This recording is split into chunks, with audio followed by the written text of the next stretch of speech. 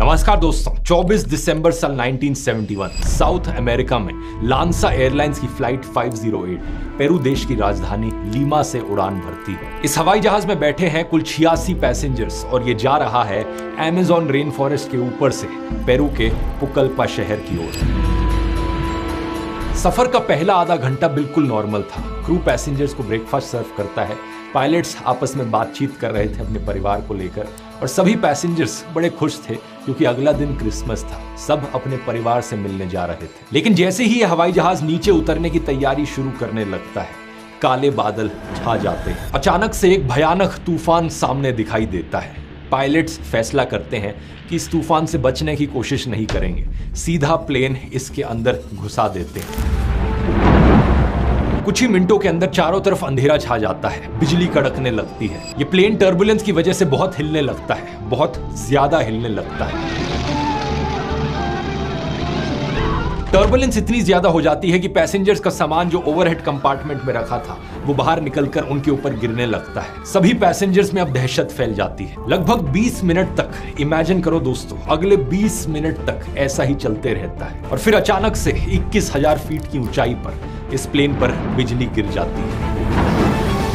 ये बिजली प्लेन के राइट विंग पर जाकर लगती है, जिसकी वजह से इस विंग पर आग लग जाती है। कुछ ही सेकंड बाद ये राइट विंग टूटकर प्लेन से अलग हो जाता है और साथ में लेफ्ट विंग का भी कुछ हिस्सा अलग गिरने लगता है। पुकल्पा में लैंड करने से सिर्फ 15 मिनट पहले लगभग 10,000 फीट की ऊंचाई पर यह प्लेन टुकड़ों में बिखरने लगता है। जो एयर ट्रैफिक कंट्रोलर्स ग्राउंड पर मौजूद इस प्लेन को फॉलो कर रहे थे, उन्हें अचानक से अपने रेडार पर दिखाई देता है कि इस प्लेन की डॉट गायब हो गई।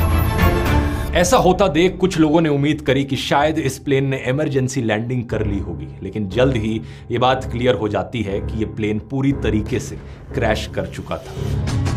इसके बाद पेरू देश के इतिहास में सबसे बड़ा सर्च ऑपरेशन लॉन्च किया जाता है। कुछ दिनों बाद जब रेस्क्यू वर्कर्स इस क्रैश साइट पर पहुंचते हैं अमेज़न जंगल के बीचों बीच, तो उन्हें चारों तरफ प्लेन की रैकेज बिखरी पड़ी हुई दिखाई देती है। पैसेंजर्स का सामान पेड़ों से लटका हुआ था, सूटकेसेस हवा में ही खुल गए थे और पैसेंजर्स के क्रिसमस गिफ्ट्स पेड़ों से ऐसे लटक रहे थे कि जैसे किसी ने क्रिसमस ट्रीज को डेकोरेट किया हो। चारों तरफ लोगों की खोज की जाती है। रेस्क्यू ऑपरेशन कई दिनों तक चलता है और जब कोई भी सर्वाइवर नहीं मिलता तो ये मान लिया जाता है कि इस प्लेन में बैठे सारे पैसेंजर्स मारे जा चुके हैं। 10,000 फीट की हाइट से नीचे गिरकर आखिर कौन ही जिंदा बच पाएगा। लेकिन यह बात सच नहीं थी। पूरी दुनिया इससे अभी भी अनजान थी, लेकिन एक पैसेंजर अभी भी जिंदा बची थी। किसी भी इंसानी बस्ती से मीलों दूर अमेज़न के घने जंगल के बीचों बीच एक 17 साल की लड़की अभी भी जिंदा थी, जूलियाने कोपेक। ये एक बहुत कमाल का चमत्कार था, लेकिन अब दिक्कत ये थी कि ये अकेली जख्मी हालत में अमेज़न जंगल की जमीन पर गिरी पड़ी थी। कोई इसे ढूंढने आने वाला नहीं था क्योंकि रेस्क्यू टीम अपने सर्च ऑपरेशन को बंद कर चुकी थी। इसके परिवार वाले और बाकी सभी लोग इसे बाकी पैसेंजर्स की तरह मुर्दा मान चुके थे।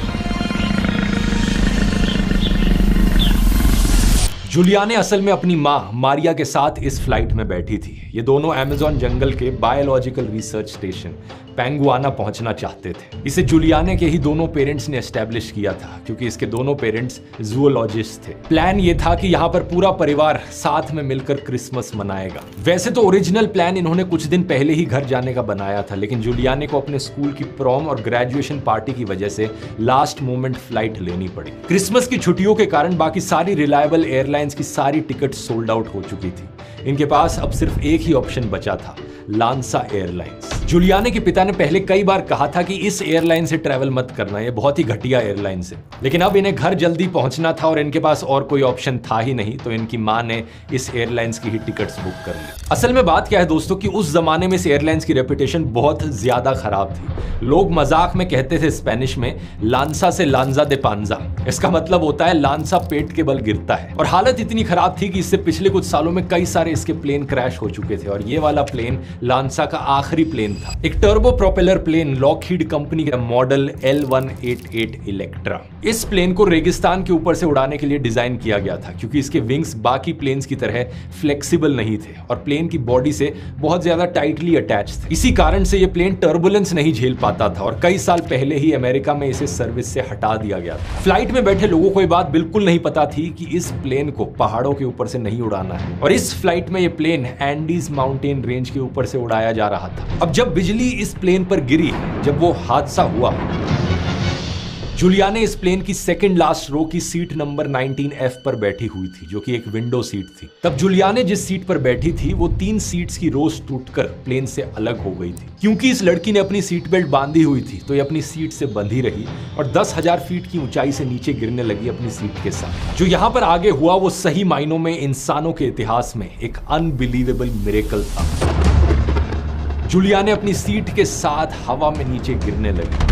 प्लेन के शोर और चीख पुकार के मुकाबले अब सिर्फ हवा की तेज आवाज सुनाई दे रही थी। हवा के प्रेशर से ये सीट बेल्ट उसके पेट में इतनी जोर से धंस रही थी कि सांस लेना मुश्किल हो रहा था। नीचे अमेज़न का घना जंगल था, पेड़ इतने घने थे कि जमीन नजर नहीं आ रही थी और ऐसा लग रहा था जैसे ब्रोकली का खेत हो। गिरते गिरते ही जूलिया ने हवा में ही बेहोश हो जाती है और जब उसे होश आता है तो उसे दिखता है कि वो नीचे जंगल की जमीन पर पड़ी हुई थी। तारीख थी 25 दिसंबर, क्रिसमस की सुबह। पूरी रात बारिश हुई थी जिसके कारण उसके कपड़े कीचड़ में सन गए थे और जूलिया ने पूरी रात बेहोश रही थी। होश में आने के बाद ये कई बार कोशिश करती है खड़े होने की, लेकिन जैसे ही कोशिश करती है तुरंत उसके एकदम बाद फिर से बेहोश हो जाती है। कई बार ये अटेम्प्ट्स करने के बाद वो किसी तरीके से होश बनाए रखती है और आखिरकार खड़ी हो जाती है। खड़े होने के बाद उसको एहसास होता है कि उसकी एक कॉलर बोन टूट गई है, घुटने में भारी मोच आई है और राइट शोल्डर और लेफ्ट काफ में कुछ जख्म आए हैं। इसके अलावा एक आंख सूजकर पूरी तरीके से बंद हो चुकी है और दूसरी से भी हल्का सा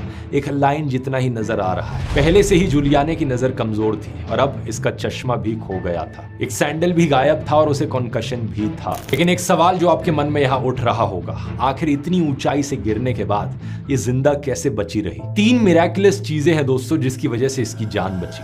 पहला, तूफान के नीचे से ऊपर की तरफ चलने वाली तेज हवाएं, जिन्हें अपड्राफ्ट कहा जाता है। जमीन से आसमान की तरफ हवा बह रही थी तूफान की वजह से। इसकी वजह से कोई भी चीज जो गिरती वो ऊपर की तरफ पुश हो जाती। इन हवाओं ने जूलियाने की गिरने की रफ्तार को धीमा कर दिया। दूसरा, गिरते वक्त इसकी सीट्स की रोज बहुत तेजी से घूम रही थी। इतनी तेजी से गोल गोल गोल गोल घूमने लगी कि यह हेलीकॉप्टर के पंखों की तरह काम करने लगी। इस वजह से गिरने की स्पीड और कम हो गई। और तीसरा, अमेज़न जंगल के घने पेड़ों के घने पत्तों ने और वहां मौजूद जंगल की बेलों ने एक जाल सा बना लिया था जो एक गद्दे की तरह एक्ट किया। इसकी वजह से जब वो गिरी तो जमीन पर सीधे टक्कर लगने से बच गई।